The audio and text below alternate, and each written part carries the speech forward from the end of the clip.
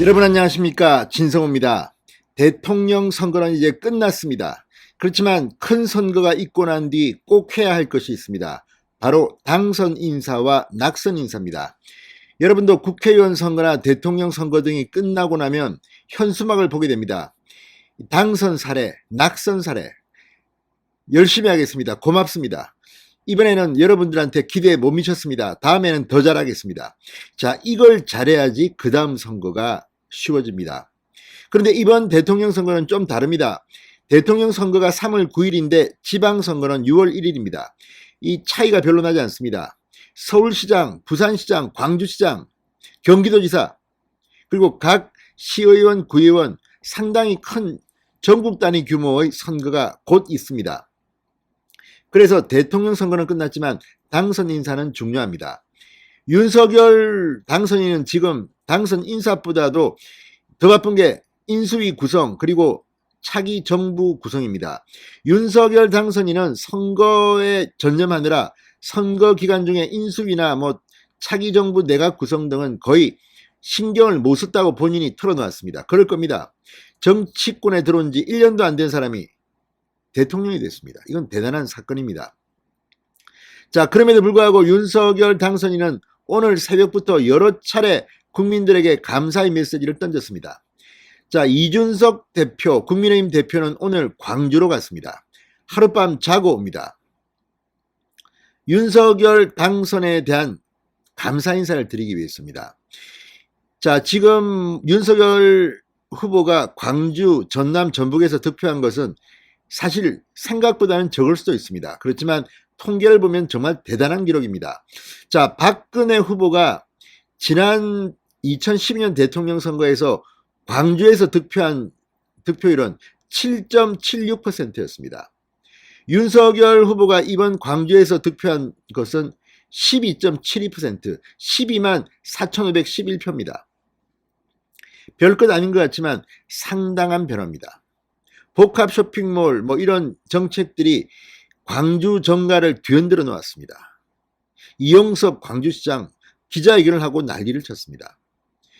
이런 가운데 이준석 대표가 광주를 간 겁니다.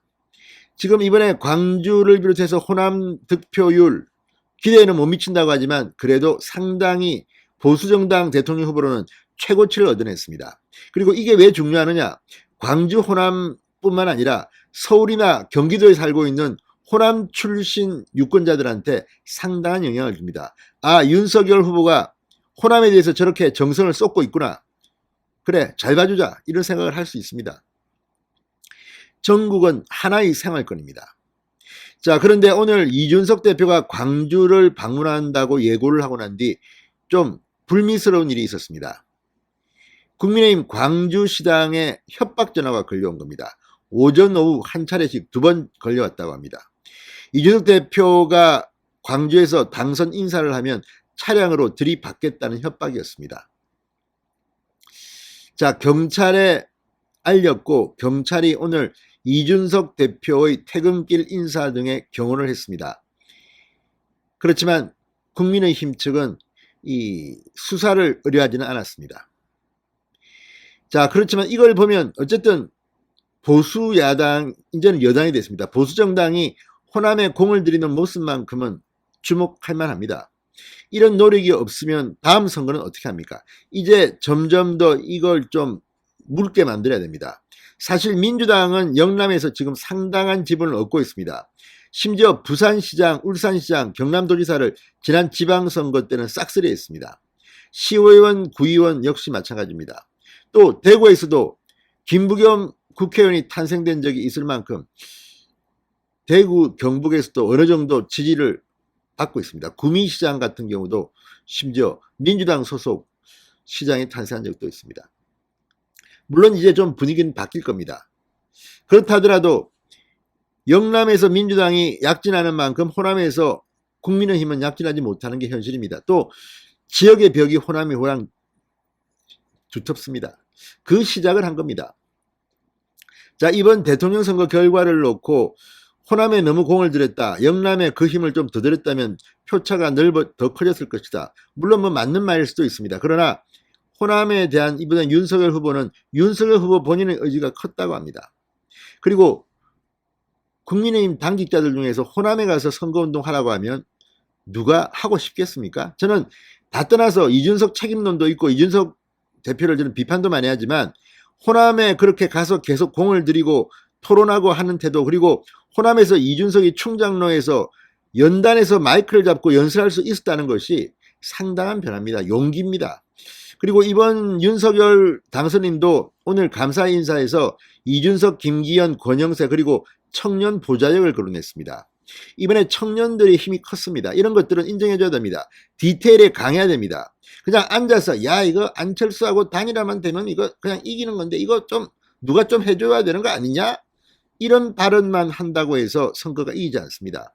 치열하게 강론에 들어가서 무슨 공약을 낼 건지 어떻게 할 건지, 그런데 입만 사는 사람들이 너무 많습니다. 이번에 선거를 계기로 지방선거에서 압승을 위해서는 이런 디테일한 전문가 또는 청년들, 과거에 오세훈 시장 선거 때 당선됐습니다. 겨우 한명숙 후보랑 겨우 이겼습니다. 아주 0.2%인가 뭐 0.4%인가 겨우 이겼는데, 그때 우리가 큰 방향은 정하지만 디테일한 것은 이거는 40살 안 된 사람들, 이건 30살 안 된 사람들이 좀 정해라. 니들 아이디어 좀 내봐.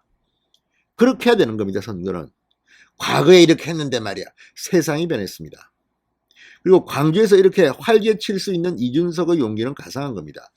근데 이준석은 대신 좀 가볍게 굴지 않았으면 좋겠습니다. 이게 여당 대표입니다. 지금 많은 사람들이 이준석을 비판하는 이유는 참 일도 잘하고 참 좋은데 나이가 어려서 그런지는 모르지만 여당 대표로서의 또 그런 것도 필요합니다. 그리고 말을 통해 하는 그런 캠페인도 중요하지만 당 조직을 이렇게 움직여서 일하게 만드는 그런 능력도 필요한데 그건 역시 정치력의 문제입니다. 아직 이 국민의힘 조직이 그런 정도는 안 됩니다. 그럼 뭐 이준석의 책임도 있고 국민의힘은 이 과거 스타일의 문제도 있습니다.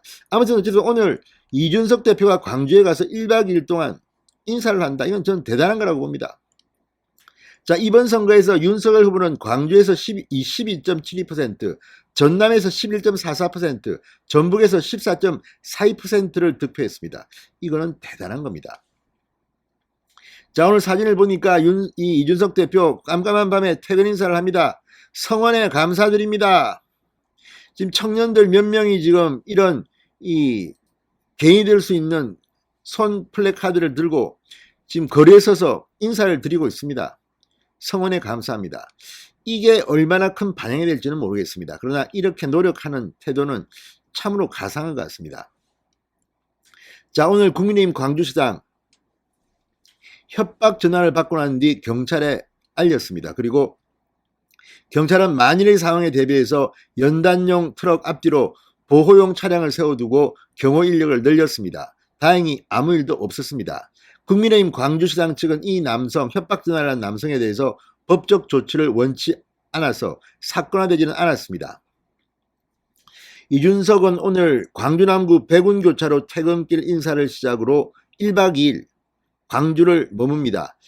내일은 광주 지역 라디오와 인터뷰를 한 뒤 광주 지역 언론인들과 간담회를 갖고 조선대 정문에서 감사 인사를 할 예정입니다. 아무튼 이렇게 신구 조화 이런 것들이 필요합니다. 이번 선거 이겼습니다. 박빙이라도 다음 지방선거도 대승을 하기 위해서는 또 다른 고민 그리고 무엇보다 공천이 공정해야 될 것 같습니다. 진성호의 직설이었습니다. 여러분 감사합니다.